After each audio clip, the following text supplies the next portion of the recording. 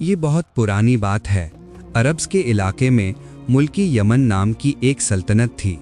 मुल्की यमन में एक बादशाह था। मुल्की उसकी मिल्कियत थी। लोग खुशहाल थे। उस बादशाह का किरदार बहुत नेक और दिल बहुत सखी था। कोई भी सवाल करने वाला उसके दर से खाली हाथ नहीं लौटता था। जो कोई उसके सामने जाता उसे वही मिलता जो वो मांगता। उसकी सखावत हर तरफ मशहूर थी। उसे खुदा का दोस्त कहा जाता था। एक दिन एक आदमी बादशाह के दरबार में आया। सलाम करने के बाद उसने कहा, ए बादशाह, अगर आप वाकई खुदा के दोस्त हैं तो मुझे 3 दिनों के लिए अपनी सल्तनत दे दीजिए। फिर आप घर जाकर बैठें और मुझे उस तख्त पर बैठकर हुकूमत करने दें।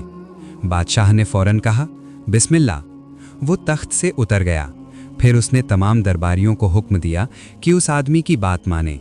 जो कोई हुक्म उदूली करेगा उसे बादशाह सज़ा देगा। ये कहकर बादशाह ने उस आदमी को अपने तख्त पर बैठा दिया और ख़ुद अपने महल में चला गया। उस आदमी ने 3 दिनों तक राज किया। चौथे दिन बादशाह दरबार में आया। उसने पूछा, मियाँ, अब तुम्हारा क्या इरादा है?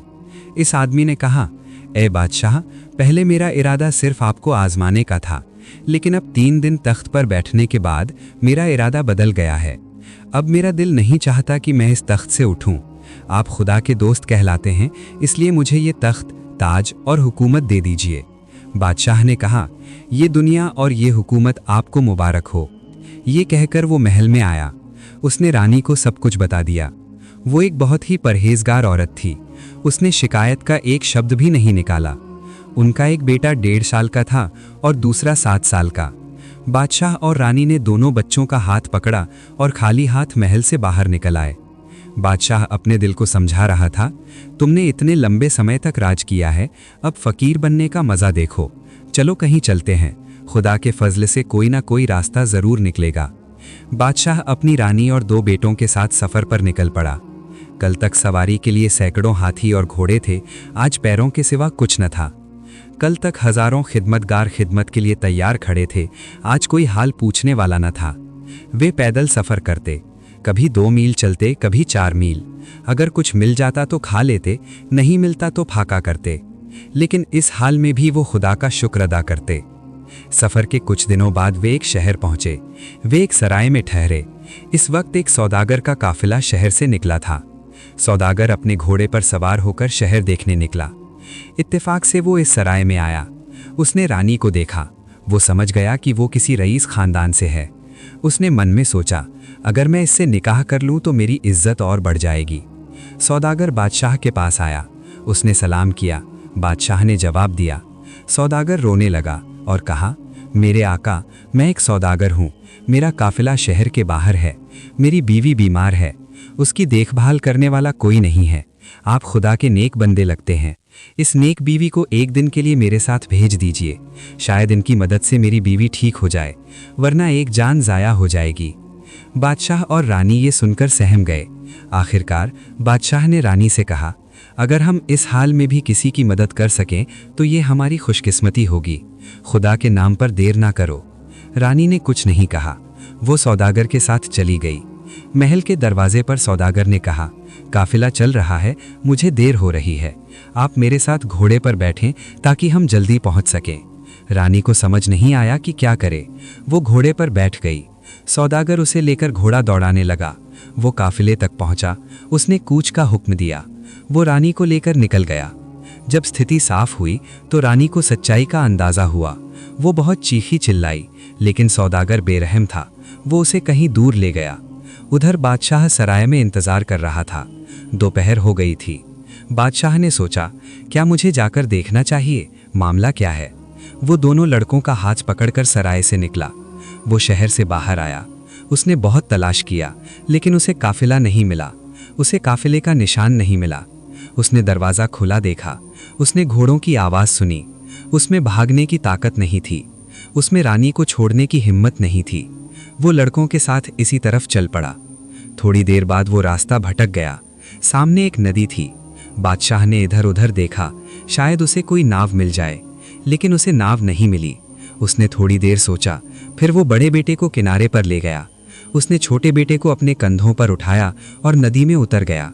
वो छोटे बेटे को पहले पार ले जाना चाहता था, फिर वो वापस आकर बड़े बेटे को ले जाता, लेकिन मुकद्दर को कुछ और ही मंजूर था।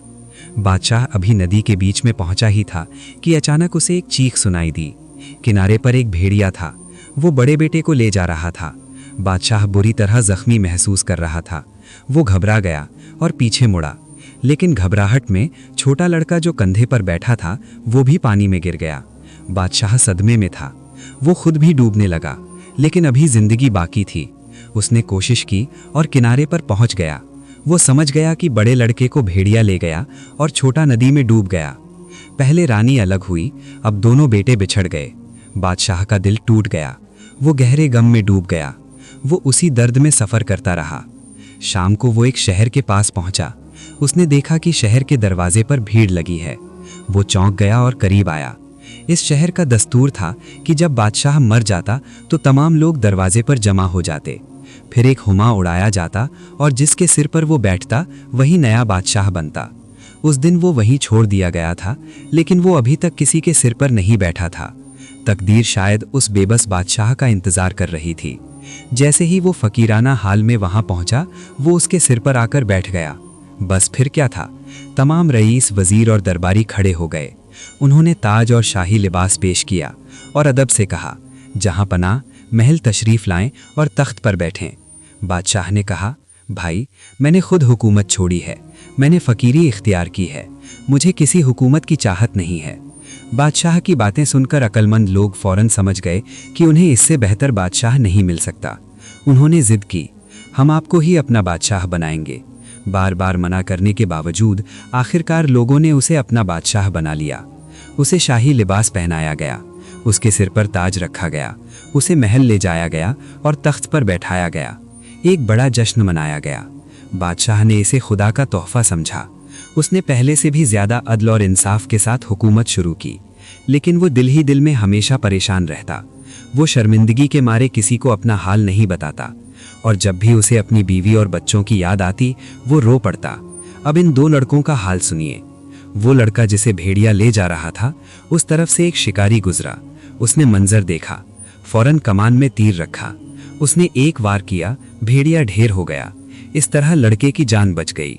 दूसरा लड़का जो नदी में डूब रहा था, उसे एक मछुआरे ने बचा लिया। इत्तेफाक से ये दोनों लड़के बे औलाद लोगों को मिले और वे उसी शहर के थे। उसी शहर में लड़कों का पिता बादशाह था। वो दोनों लड़कों को अपने घर ले गया और उनकी परवरिश करने लगा।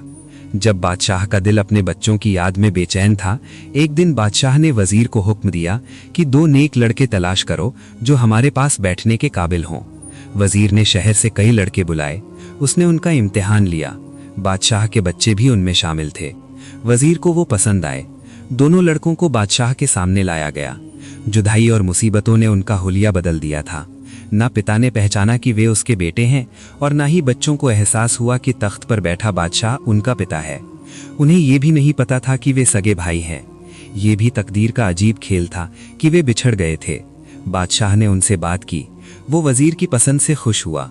उसने दोनों लड़कों के साथ प्यार से पेश आया। उसने अपने पास रखा, उनसे बात की, और इससे उसे एक अजीब दिमागी सुकून मिला। अब खुदा की कुदरत देखिए। वो सौदागर जो रानी को ले गया था, वो भी उसी शहर पहुंचा।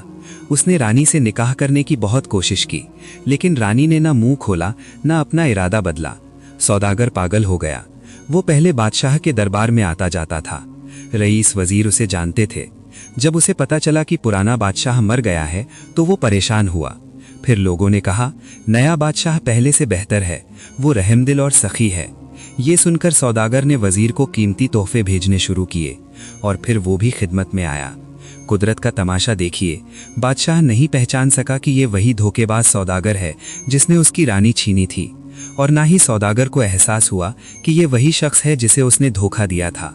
इस तरह दोनों एक दूसरे के हाल से बेखबर थे।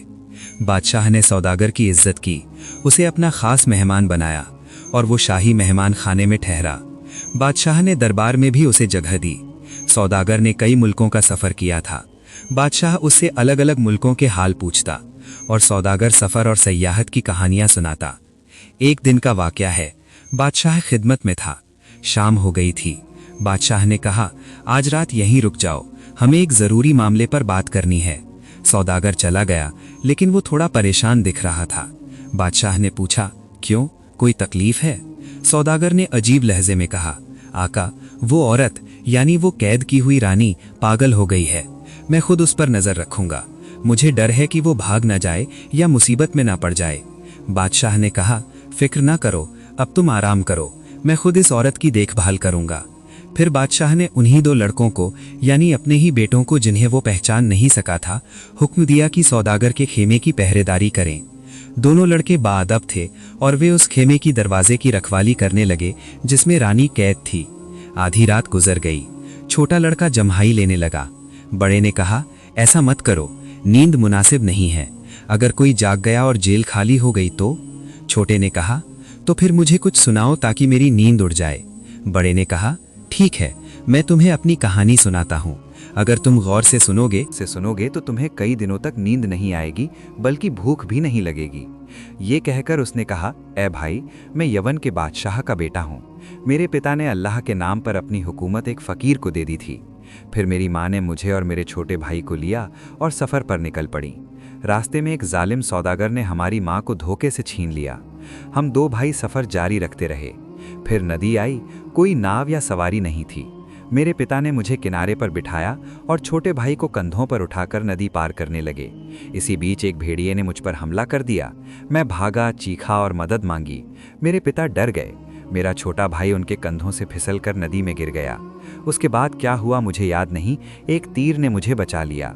अब तकदीर मुझे इसी बादशाह के पास ले आई है। ये सुनकर दूसरे लड़के ने उसे गले लगा लिया और रोते हुए कहा, भाई, मैं नदी में डूब रहा था, एक मछुआरे ने मुझे बचाया। दोनों भाई एक दूसरे के गले लग गए। वे इतना रोए कि उनका दिल कांपने लगा। उनके रोने की आवाज़ एक औरत के कानों में गूंजी। वो पर्दे के पास आई। उसने पूछा, तुम दोनों क्यों रो रहे हो? उस बीवी यानी रानी ने पर्दा हटाया। लड़कों ने अपना हाल बताया। उन्होंने तमाम वाकयात सुनाए। हर शब्द दर्दनाक था, हर सांस दुख भरी थी। वो औरत पलट गई, फिर वो लड़कों से लिपट गई। वो अपने आंसू नहीं रोक सकी। उसने कहा, ये मेरे ही बेटे हैं। लड़के चिल्लाए और कहा, अम्मा, अम्मा। वो फौरन उनके कदमों में गिर गई। वो सौदागर की कैद में थी। वो बहुत परेशान थी। ये खबर फौरन बादशाह तक पहुंची। बादशाह को पहले नहीं पता था कि कैद में जो औरत है वो उसकी अपनी बीवी है। जब सच्चाई सामने आई तो उसके होश उड़ गए। इंसाफ के जज्बे ने उसे झकझोर दिया। उसने फौरन हुक्म दिया। रानी को फौरन आज़ाद किया गया। वो बादशाह के पास आई। रानी ने उसे बताना चाहा, लेकिन रोने का वक्त था। वो कहानी नहीं सुन सकी। अपने बादशाह को पहचानते ही वो गिर पड़ी। वही लम्हा गम के बाद खुशी का था। दोनों भाई आगे बढ़े। उन्होंने कहा, अब्बा, अब्बा। वो बादशाह के कदमों में गिर पड़े। बादशाह ने उन्हें उठाया, उन्हें गले लगाया। दिल के पिछले सालों के जख्म भर गए। वे एक दूसरे के बिछड़े हुए रिश्ते थे। अब सब कुछ ठीक होने लगा। बादशाह की आंखों से आंसू निकल आए। उसके दिल में एक अजीब राहत थी। जब सौदागर ने स्थिति देखी तो वो भागना चाहता था, लेकिन बादशाह के सिपाहियों ने उसे फौरन पकड़ लिया। उसे गिरफ्तार कर लिया गया। अदालती कार्रवाई के बाद बादशाह ने हुक्म दिया। सज़ा का ऐलान हुआ। सौदागर को मौत की सज़ा सुनाई गई। अब पीछे का वाकया सुनिए। जब यमन में उस जालिम ने हुकूमत संभाली तो उसने तबाही मचा दी। उसने जुल्म को आम कर दिया। वो अपनी ही रियाया का दुश्मन बन गया। रियाया की जिंदगी कुचल दी गई। हर शहर में खौफ फैल गया। लोग रोजाना जुल्म और सितम सहते। आम आदमी परेशान और बेबस था। सरकारी खजाने खाली थे। लोग भूखे थे। रईस, वजीर और दरबारी सब परेशान थे। वजीर दिन रात इसी सोच में रहता था, वो नेकदिल बादशाह कहाँ गया। वो उसे तलाश करना चाहता था। इस सब का मकसद ये था कि जब सच्चाई सामने आए तो वो जालिम को हटाकर असली बादशाह को फिर से तख्त पर बिठा सके। वो इसी की उम्मीद कर रहा था और तकदीर ने उससे यही करवाया। अब हालात बदलने लगे। इंसाफ का सूरज फिर से चमकने लगा। रियाया ने राहत महसूस की। शहर में खुशियां लौटने लगीं। लोगों के चेहरे मुस्कुरा उठे। बादशाह दरबार में गया। उसने सबका दुख दर्द सुना।